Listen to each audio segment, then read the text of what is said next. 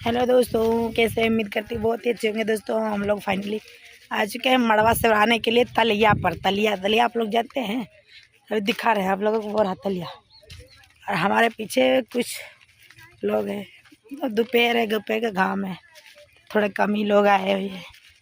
आप लोगों के वहाँ कैसे होता है आप लोग कमेंट में बताइएगा। इधर इधर उधर वही तीर, जहाँ झाड़े ना हो तहाँ। हाँ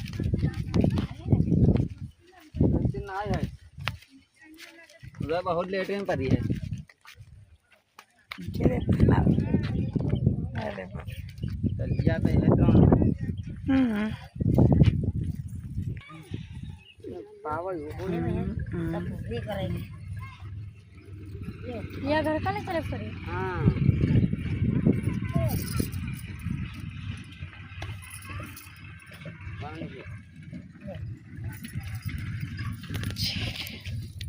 हाथ हटाओ तेरे आओ मैं रह गई वहाँ खड़े गाँव में ना सब दे दे हाँ अभी थरिये दे बस पर सब खा ली कर भाई